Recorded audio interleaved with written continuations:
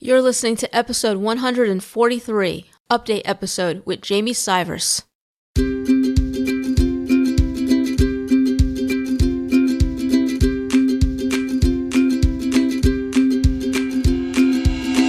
Welcome to the Grass Gets Greener podcast, the show for survivors by survivors. I'm your host, Melissa Wilson, a bullying survivor and anti-bullying advocate. And each week you'll hear from a survivor who has overcome a traumatic experience to go on to not only survive, but thrive, so that you can too, starting now.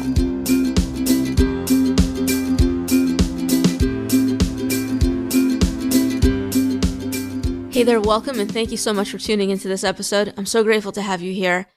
And I have another update episode for you today. We're going to be joined by Jamie Sivrais, founder of A Voice for the Innocent, from episode 74. You can listen to Jamie's first episode at thegrassgetsgreener.com/Jamie S if you'd like to check that one out if you haven't yet. Before we get into it, I do just want to let you know that this episode is sponsored by Navni. Navni is the top-ranked anonymous writing website in the world. Navni provides free wellness resources and low-cost online therapy services to help people cope with various levels of emotional distress. Write anonymously, feel better at novni.com. And also, I want to let you know about the Grass Gets Greener store. So you can now get some apparel and accessories to help support the brand and spread a message of hope and healing. You can check it out at thegrassgetsgreener.com/store. So really excited for that and hope you get a chance to check that out. So now, as we're getting into this episode, let me give you a little summary of what Jamie talked about the last time he was on, in case you haven't listened to his first episode yet. So Jamie joined me last time to share his story of how he went from growing up without his dad until about the age of 10 to being sexually abused by him to then creating an organization that gives a voice to those affected by sexual violence. Jamie was sexually abused by his father from around the ages of 10 to 12.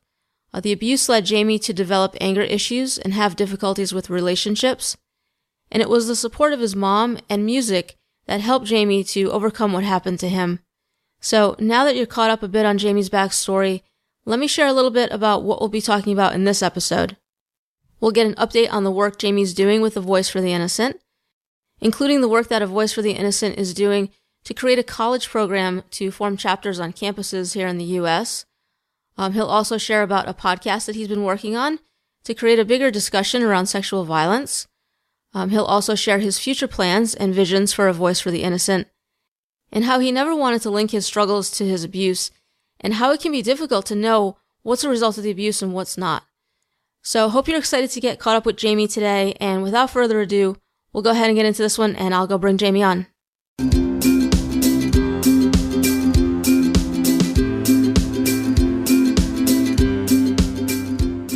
Jamie, welcome back to the podcast, and thank you for joining me here today to continue sharing your journey with us. Yeah, thank you so much for having me back on. I really appreciate it. Yeah, I'm excited to have you back on here. So you and I reconnected a little while back and got to catch up, and you were telling me about all the exciting things you've been working on since you were first on the show back in 2016. And so I definitely wanted to have you come back on to catch everyone up.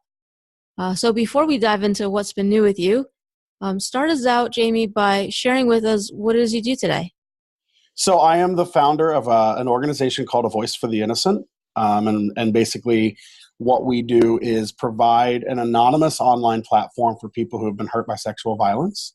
A lot of times we know people aren't ready to talk face-to-face with somebody, and a phone call feels too hard. So we try and provide that space where people can share their story in as much or little detail as they'd like. And then know that there's a community of people ready to listen and talk with them and help them on their journey, whatever that looks like. Sometimes people just want to be heard. Other times people might be looking for resources in their neighborhood or get thoughts, from other. We try to steer away from giving a bunch of advice, because that's not necessarily the best. But if people want some specific opinions or things like that, we try to maybe help them with that. Just basically provide that sounding board and that community for people, so that if they've been hurt by sexual violence, they know that there's a place they can go. Yeah, I think that's so great and just so needed. And how long have you been doing this for? We launched in October 2012. So I guess we've crossed the 6-year mark. Nice, congratulations. Thank you. It's crazy. I never expected to end up in a nonprofit. Definitely would have never said I'm going to start one, but here we are 6 years later, and it's been great, and it's been a whirlwind, and all of a sudden we're here. But it's been very rewarding. Yeah, that's so great. And, I think one of the things that is so great about the platform is that, people can go on there and get that support anonymously because maybe, someone's at that point where they're ready to share and they are looking for some support, but, you know, they want to do it in a way that feels safe to them. And I can imagine that having a platform like that to get the support that way, makes it easier for them to kind of take that first step. Absolutely. We actually, so there's a lady that contacted us recently, and she told this really, for us, it was a really inspiring story of how she first shared her story on our site, and then the support that she got kind of helped her decide that she wanted to write all of her story out in a memoir. And so she just recently published this memoir, and in her, she wrote a little piece for us that we actually just published today, just a little article kind of talking about that journey. And she said there was this rush, or like a lot of anxiety, but also a lot of like empowerment in hitting that submit button and work. And she wrote out that she said, I was really worried that my rapist was going to see it, even though I had taken all those security, precautions, and make sure she hid her identity and all that. And that's the thing is even, that power of wanting to be anonymous and wanting to kind of remain hidden while you're figuring all this out is so huge that even when she knew she was anonymous and she knew nobody could possibly identify her as whatever story she posted, that's still there. So having that safety net of anonymity can really, really make a difference for somebody. Yeah, that's huge. Do Yeah. you have any sense of like how many people have shared their stories? Yeah, yeah. We actually we track that. I can pull up an exact number for you, but I think it's over 1,500 at this point. Wow, that's Uh, great. yeah, and that's we're not a huge nonprofit. We don't have a lot of money for advertising or things like that. So a lot of it's word of mouth or just through the events we work. And so it's really, really great that people uh, are having a good enough experience that they're telling other people. Um, so yeah, I think it's right around 15. I'm trying to log in and look and tell you an exact number, but It's it's okay. uh, yeah, around 1,500, and then about 15,000 comments. So it's pretty So people are getting a remarkable. lot of support, so that's great. Yeah, and so that's the thing is we our volunteers, their primary job with us is to respond to those stories, and they go through a training so that anybody can learn kind of how to respond to a survivor of sexual violence, whether it's one we know or one we don't. And so we train people on how to talk about it and how to respond, and we really break it down to 3 simple steps, which is to listen, believe, and validate. And so we give that training, and then um, our volunteers pick one day a week that they're willing to commit, an hour to 90 minutes or so.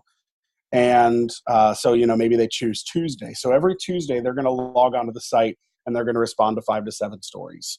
And so with that, there are studies that show that people, especially after having a a disappointing or even a re-traumatizing first experience of trying to tell their story, maybe someone didn't believe them or they blamed them or they just didn't get support, then a lot of times people do prefer to have an anonymous, time to try again.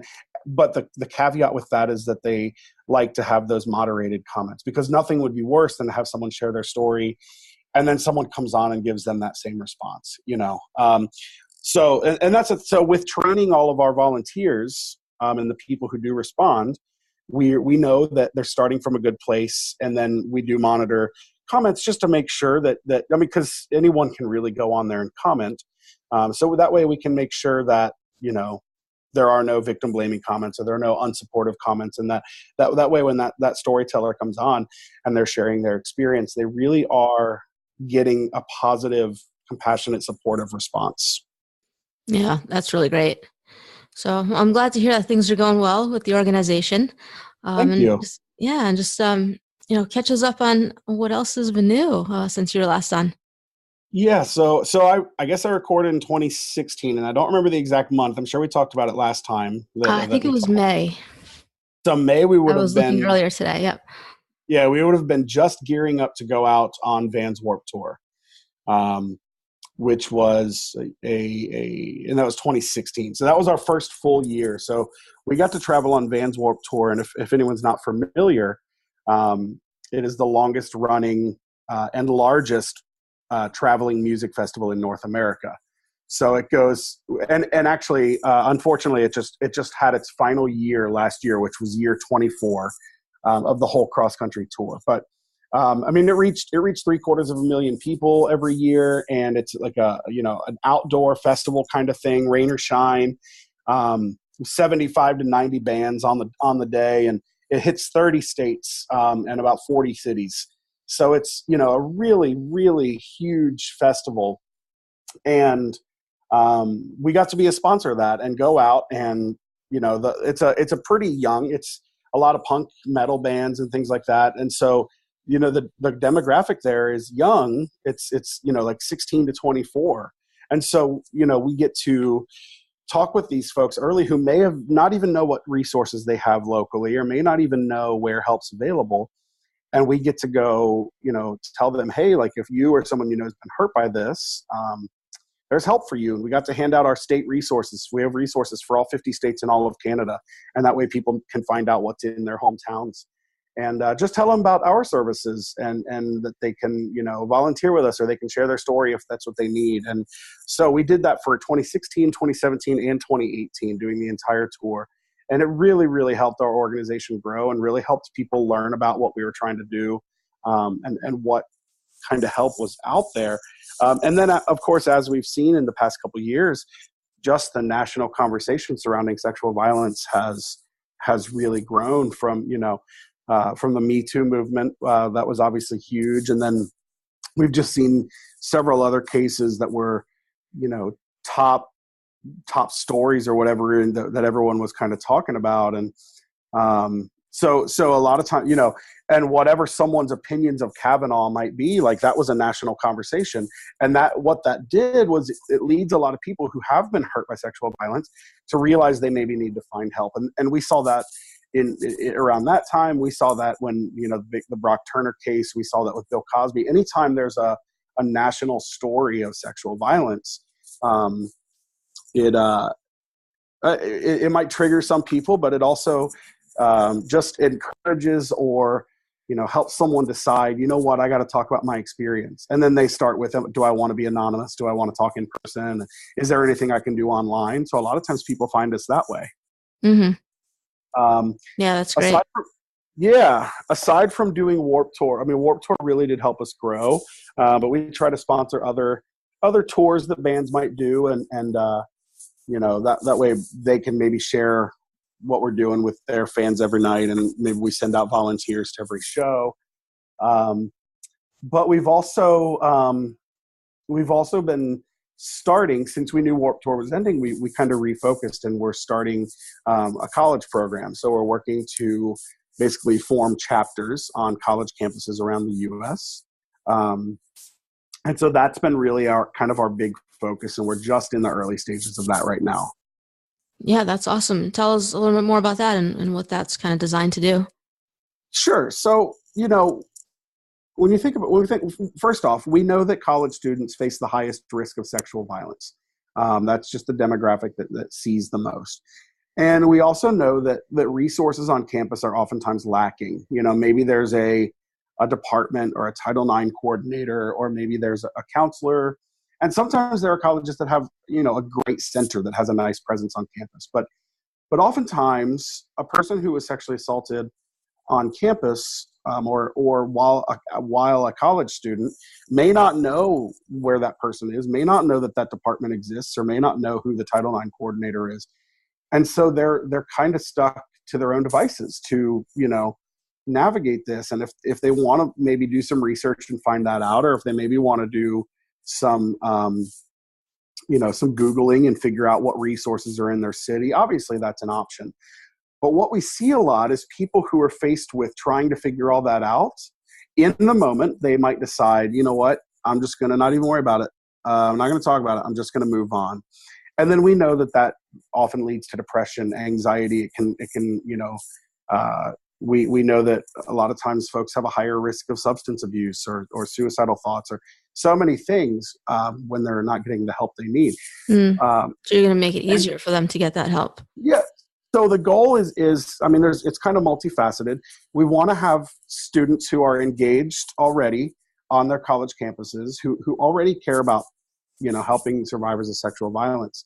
We want to have them, a group on campus who they know where the local resources are. They know where the Title IX coordinator is. They know, what might be available on campus, what might be available in town. What's the local rape crisis center? What are the local hospitals if somebody wants to go get a safe exam? So we want to have students who basically are that knowledge base on campus for people. But then we also want to have students, we can't be on every campus, our board members and our volunteers. So we want to have trained college students who basically help spread our message. Because we want to be there for the college students, not only who may have been assaulted last night or last week, but we want to be there for the college students who were abused as kids and are now at a point where maybe they can figure that out or get some help. So it's not only helping spread our message on an individual campus, but it's also helping those students on campus figure out what to do next if something unfortunately does happen to them. Mm-hmm. Yeah, that's really great. Are you finding that the colleges are receptive to you guys wanting to do this? Well, so it's interesting. Part of our main approach was, kind of going directly to the students and kind of leaving the colleges not out of it. It's not that we wouldn't work with them, but it just felt like such an undertaking to approach these campuses and to say, hey, here's what we want to do. We know that a lot of colleges, the administrations aren't great about talking about sexual violence. We know that a lot of times they handle these cases wrong. And I'm not talking about the counselors or the Title IX coordinators or the people who run those, violence intervention and prevention agencies on campus. It's not those folks, but it's the folks who are at the top. And again, not all of them, but we just see those cases a lot of those, the people who, who may be in the administration not handling sexual assault cases that happen on their campus the way that maybe they should. So what we try and do, what we were originally thinking was, we're just going to go directly to students, and we're going to have the students form these things and let themselves be known. But then when it turned into, we want these, maybe try to set up at an event or set up some sort of tabling event on campus. Well, then because they're not a campus organization, they were kind of running into problems. So that's actually the steps we're in now, where rather than us going directly to the colleges, we're having the students do that and saying, hey, we want to form this student group on campus. And then we will support those. So I haven't heard of any pushback yet. I will say we have a college program director, so it's not me directly talking to the students. But she hasn't told me about any kind of pushback like that yet. So, and I know we're kind of waiting until January also when folks can really coming back from break and really get started with getting registered as a group on all those campuses. Mm-hmm. Yeah. And for those listening, we're recording this in December, because I know this will be live in January. Sure. Yeah. I can imagine, if the students are going to approaching the school saying that they want to start this sort of thing, that, that would be more receptive, or the school would be more receptive to them. Hopefully, they won't have any pushback, and they'll be able to do this. It sounds like, right. It's just, it's something that can only be helpful. Right. Yeah. So hopefully, wish you guys luck with that, and hopefully that goes well. Thank you. Yeah. So yeah, what else has been new? I know, when we talked, you were telling me that you have a podcast now. We do have a podcast now. Yeah. So we started a podcast a while ago, and we were pretty good about, we do a monthly episode. And so we were pretty good about getting an episode out every month. And then we moved and we missed probably 8 months in a row.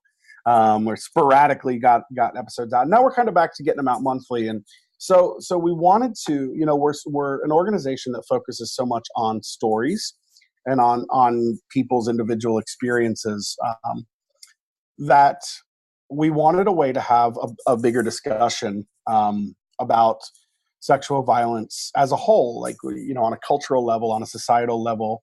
We wanted to be able to talk about sexual violence in media or in movies, or we wanted to talk about, hey, I'm a fan of this actor or this athlete, and it turns out they did something terrible to somebody else. They sexually assaulted somebody. Can I still be their fan?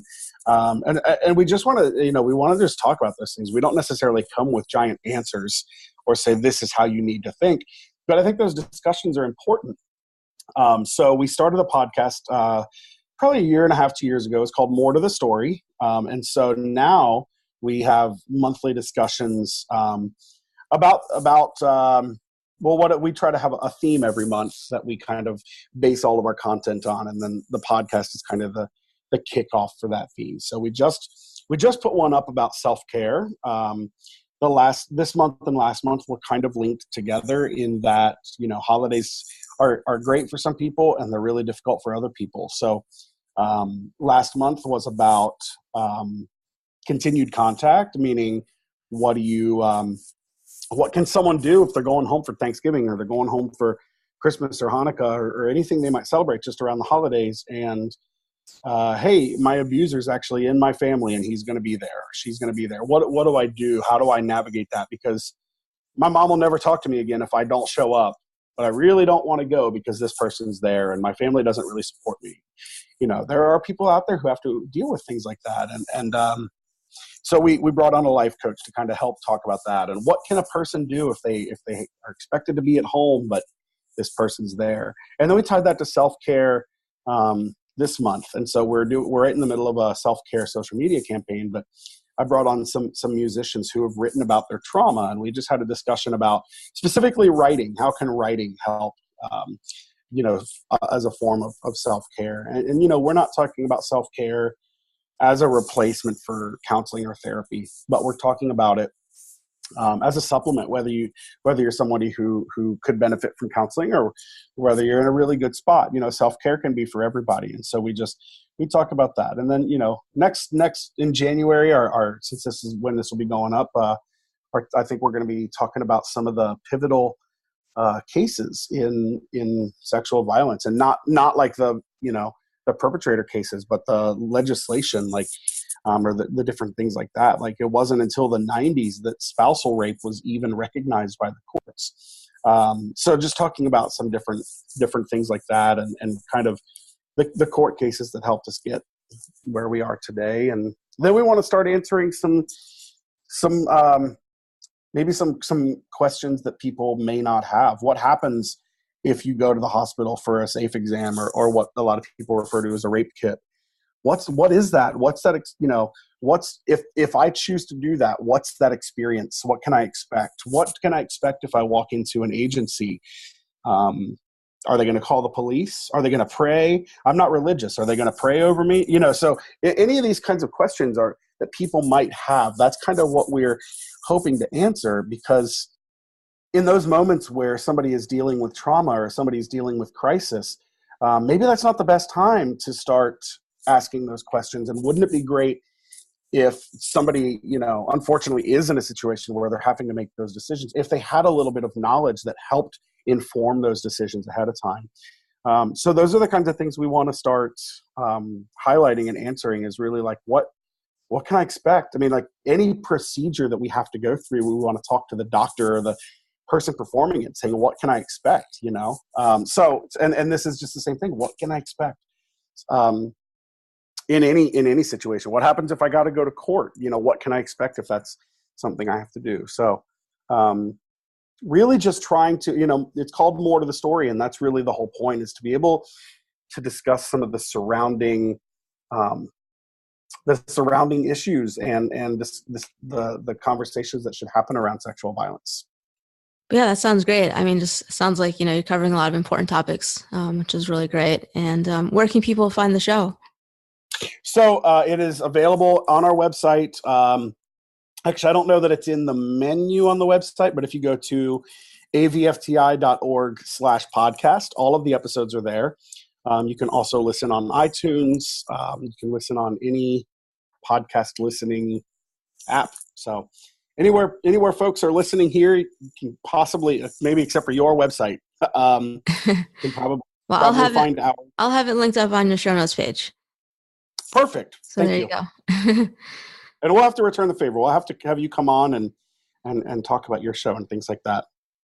Yeah, that'd be great. Just let me know. Will do. Oh, awesome. Yeah. So anything else that's been new, Jamie? Well, I think we're trying to really just focus on, when we started this organization, we tried to kind of try out any idea.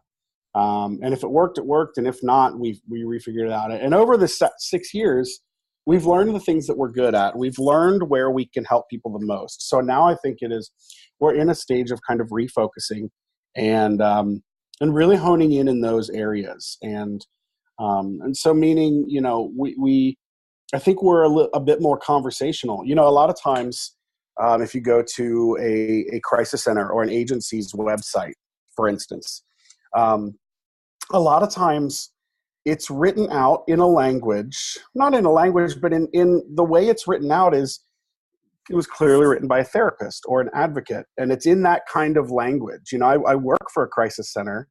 And so I know how, we might talk at the agency or just almost the nonprofit version of corporate lingo, right? So, but if I'm a person who's coming on and maybe I don't talk that way, maybe that's not the message that resonates with me or the kind of conversation that resonates with me. So we know that we try and make a really big effort to be approachable and very conversational. And so finding ways to do that, and that's kind of how we conduct our podcast as well, in any conversations we have. We know that we serve as an alternative to a standard crisis center. And I think because of our approach, sometimes young people who are a little bit younger resonate with us, whether that's because of our branding or whether that's because of our message or that conversational approach. So really like focusing on things like that college program. And, I have ideas for programs that we can also launch in the future that, I don't even know that I've mentioned them to our board yet, but I have ideas for things like that. So, like I said, just really honing in on what we do well. We do well on our website. That's our most used platform. So, we're in the process of really trying to enhance that and make that a spot, where not only people can share their stories, but really they can answer some of those questions that we've been talking about as well. So, it's really just, instead of trying to do everything and be everything, really focusing in on what voids we are filling, and then focus also on our strengths and what we do well, and then try to do more of that. Yeah, that's the best approach, right? Yeah. So that's great. I mean, and it's kind of tying into the next section that I like to go into, which is, kind of future plans and things you're working on next. Anything else that you want to share that you have in the works? Well, I think, I don't know that this is even particularly interesting, but for 6 years we've been, a nonprofit. We've been registered with the IRS. All these things are great, but we really want to continue doing the things that we're trying to do. We need to have a staff. And so we've really been kind of refocusing on our organizational structure, and then we're going to be going after some federal grants through VOCA or through VAWA, which, if people aren't familiar, that's the Victims of Crime Act or the Violence Against Women Act. They're federal funds that are there to help organizations like ours and like agencies and things like that. So really within the next couple of years, I'd love to have a couple people on staff to where, this isn't just I think it's more than a project now, but sometimes it feels like this is the thing that has to sit on the back burner sometimes because every board member has jobs. Everyone that's actually doing this work can't focus as fully as we'd like to sometimes. So that's just a goal for me, is to be able to create jobs and hire some folks, and maybe myself included, with that this can be something we can focus on full time and really continue to grow it. So that's like I said, maybe a boring goal. Maybe that's not as flashy, but that's really a goal for us. I'd really love to be able to do that. So we're working on that. No, I mean, that's a great goal though, because, being able to do that is going to allow you to, to grow the organization and to help more people. So that's a great goal to have. Yeah. Well, thank you. Yeah. So how are you doing today, Jamie? I'm doing well. This is a busy time of year for me, being December, but it's my favorite time of year. So I'm doing well. How are you? That's great. I'm doing well also. Yeah. Just, kind of wrapping up on some last projects that I want to get done for the year's up and getting ready for the new year. Absolutely. Start off strong. Yeah. So awesome. And, I also just like to ask my guests that I bring back on if there are any things that, you're still sort of struggling with as a result of what you went through growing up. My experience has always been that anything that I deal with that may be a result of childhood sexual abuse, I've always been hesitant to link it to that, because I never wanted to be the person who said, like, oh, I have trust issues because I was abused. You know what I mean? Or I deal with anger because I was abused. And so it's hard, and I think I can look back. Like, I think things that are both in the past, like both the abuses in the past and these things that I struggled with are in the past. I'm more comfortable making that link then. I will say right now, I just feel, I do feel quite a bit of anxiety sometimes. And I don't know, like I said, I don't know that I link that directly to what I experienced, or whether maybe I'm taking on a lot of projects or getting older or anything like that. So that's something and I'm always going to wish I don't have the relationship that I have with my siblings, which are not my mom's. They're half siblings, with my dad.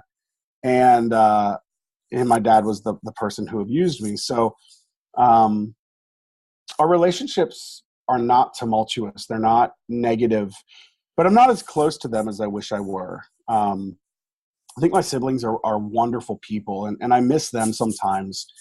But I did get to go.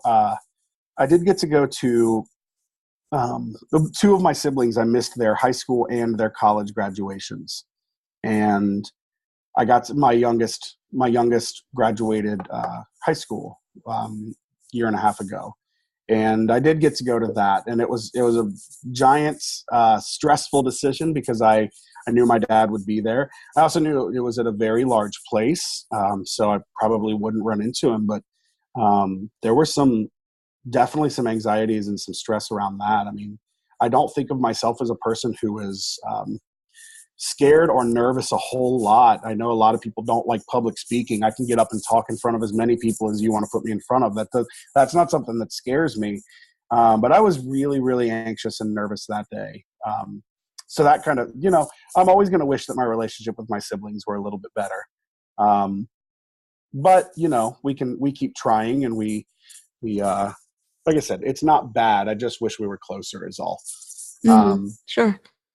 So that's one thing, those couple things are things that I deal with now. Yeah. And I think, what's interesting there that you were kind of touching upon is, like, it can be difficult to know sometimes if, what you're struggling with right now is a result of what you went through growing up, or Right. it's just, it's separate of that. Right. And sometimes right. It's hard to know the difference, because, it's when you go through that sort of thing growing up. I mean, it's easy to kind of say, well, everything that I struggle with now is a result of that. When sometimes it can just be a normal reaction to something, like having anxiety, um, Right. can just be a normal reaction to the situation that you're in. Right. So yeah. Yeah. It's definitely interesting. But we just keep going. We keep trying to get better, and that's kind of my overall thing is that I know that I'll never be perfect. My life will never be perfect, but we just keep trying to get better. We keep trying to do a little bit better, and um, every day. So that's kind of if I had a mantra, or just try to make tomorrow a little better. Mm-hmm. That's all you can do. But yeah, but I'm generally a happy person, and I love my family, and I love my life. So, and it's like I said, right now it's my very favorite time of year. So I am looking forward to a wonderful holiday season. That's great. I'm glad you're doing well, Jamie. Thank you. So Likewise. yeah. So I have, a final question that I want to ask you, and this is the same final question that I asked you last time. Hmm. And I'll ask you again, as a couple of years have passed and you've had some new experiences under your belt. And so maybe your answer is different, and maybe not. Either way, that's fine. And so that question is, given what you know now, if you could go back to when you were going through your tough times and give yourself one piece of advice, what would it be? I don't even remember what I answered last time. Um, but I'll I let you think, know after you answer now. yeah, yeah, yeah. I think part of my story that I've been focusing on a lot is, this abuse went on for 3 years, and for a very long time, I thought that I was going to be in trouble if I told. So it was more of a fear for myself. I mean, I also thought my dad would get in trouble, and I didn't necessarily want that, but I thought that I would be in a lot of trouble. And I think that I would just, if I could go back and tell myself something, it would just be that, hey, like you're not gonna be in trouble. Your mom's gonna be proud of you for telling, which is what ultimately happened.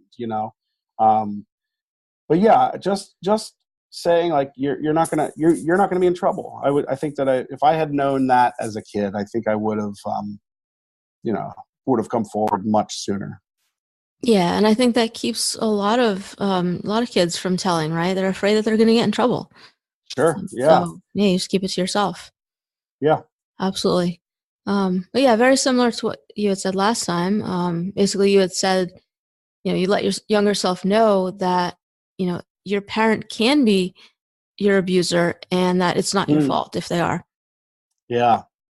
Yeah, because that's the thing. I think a lot of people, we think we're taught to watch out for strangers, you know, Mm-hmm. uh, but we're not really um, we're not warned about our parents. Kids shouldn't have to watch out for their parents, but that's I think that's a poignant thing that went or that I said a couple years ago too. So Yeah, absolutely. Great. So, Jamie, what can we do to help support you and what you have going on right now? just really just letting folks know that we're there.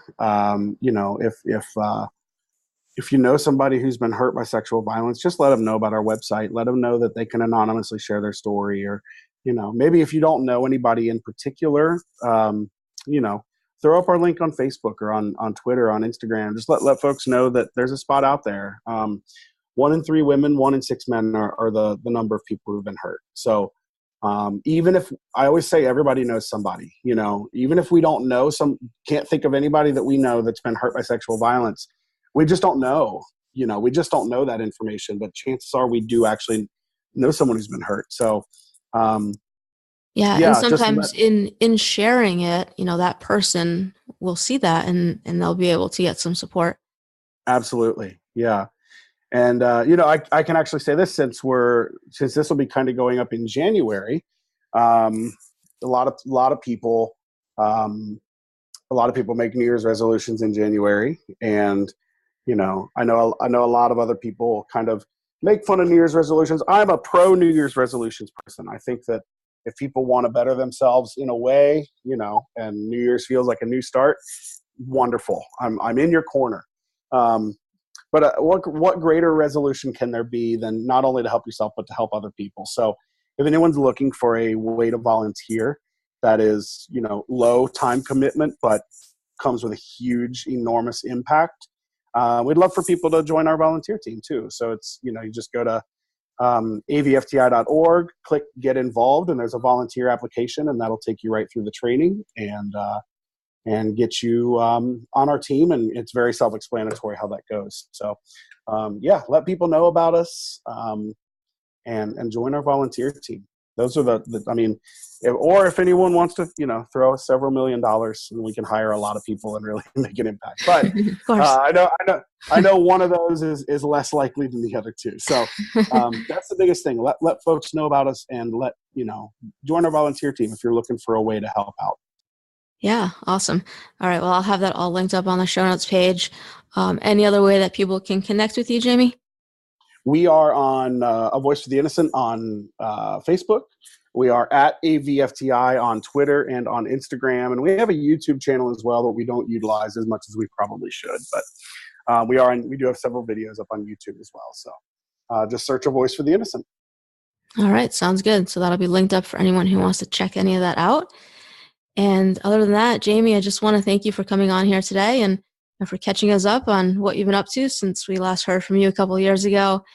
And just glad to hear that things are going strong with A Voice for the Innocent. And I love how, you guys are just trying to raise awareness and, get more people the support that they need and, give them that option to do it anonymously, which I think is so important. So, just thank you for the work that you're doing, and thank you for coming on and sharing with us today.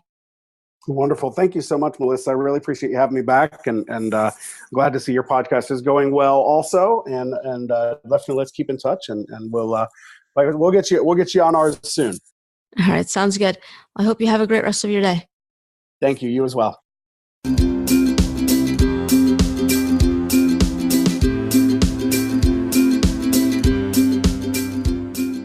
Thanks for listening to the show today. This has been the Grass Gets Greener podcast, episode 143. Go to thegrassgetsgreener.com/Jamie S and the number 2 to find the links mentioned during this episode or to leave a comment. So I hope you enjoyed getting caught up with Jamie today. And just a reminder to help spread awareness of A Voice for the Innocent, especially if you know someone who could benefit from what they're doing there. And also check out their volunteer opportunities if that's something that speaks to you. And come back in 2 weeks for the next episode. I will have an all-new guest for that one. And also head over to the website to grab your free copy of the Top 10 Strategies Guide for Survivors. In it, you'll find the top 10 most common strategies my podcast guests have used for overcoming the effects of past trauma. It's a great place to get started if you're looking for some strategies that can help you in your healing, as they have helped my guests. And you can find that at thegrassgetsgreener.com/guide, or also on the show notes page. So be sure to grab that if you haven't yet. And lastly, don't forget to head over to iTunes or Stitcher to leave the show a rating and review so that we can reach as many survivors as possible. And, as always, have hope.